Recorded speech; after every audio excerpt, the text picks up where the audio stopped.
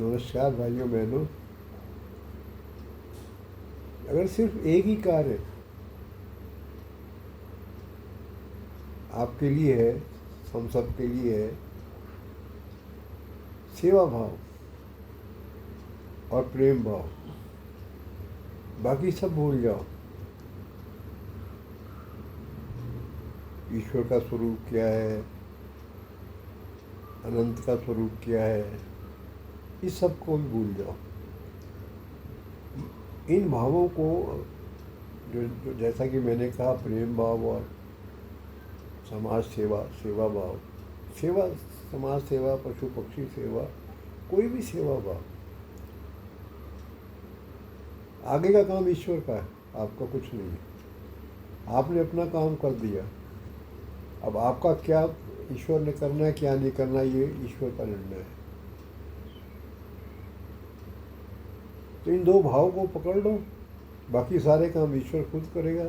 उसे प्राप्त होना है आपको तो आपके पास खुद आएगा। अभी और सेवा आपसे करानी है तो और कुछ आपसे प्रतीक्षा कराएगा।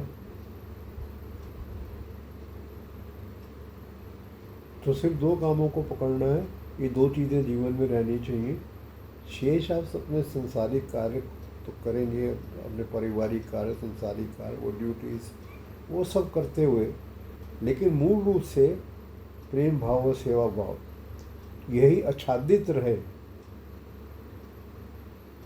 तो आपका कार्य समाप्त होता है, बाकी ईश्वर का शुरू होता है।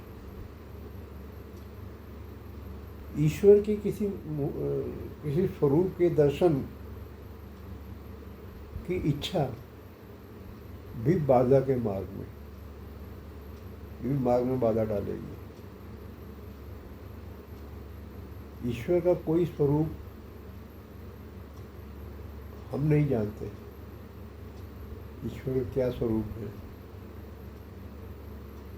हमारे पहले समय से भगवान राम, भगवान कृष्ण और लोग भी आए, उतना हम जानते हैं क्योंकि जानकारी उपलब्ध है।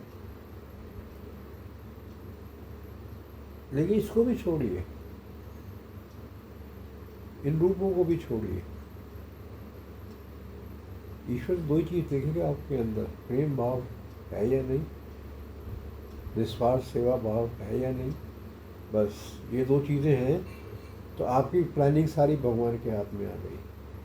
आपकी कोई प्लानिंग नहीं है। आपका परिवार का क्या होगा, आपके परिवार का क्या नहीं होगा, कौन जीवित रहेगा, कौन मरेगा, ये सब निर्णय वहाँ पहुँच जाते हैं।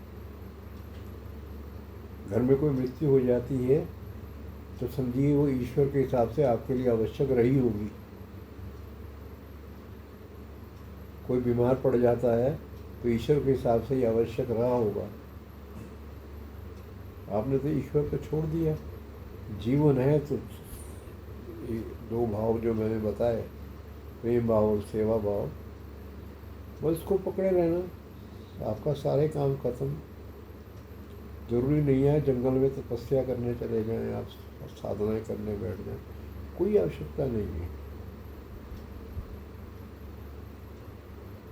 आप अपने, अगर आपका परिवार नहीं है तो आप जहाँ भी रह रहे हैं वहाँ इसी भाव से रहें। तो परिवार है तो एक पारिवारिक एक निस्वार्थ सेवा और जुड़ जाती है, और बाकी सबकी जीव जगत सबके लिए प्रेम भाव और निस्वार्थ भाव। बाकी अगले काम आपको कुछ नहीं करना है, सब ईश्वर की जिम्मेदारी पर है। सब आपका सारा बोझ ईश्वर अपने कंधे पे ले लेता है। वही इतनी दो चीज़ें रह गई। बस मेरा अर्थ आप ज़रूर समझ गए होंगे। बस इसमें इतना ही कहना है। जय राधा कृष्ण।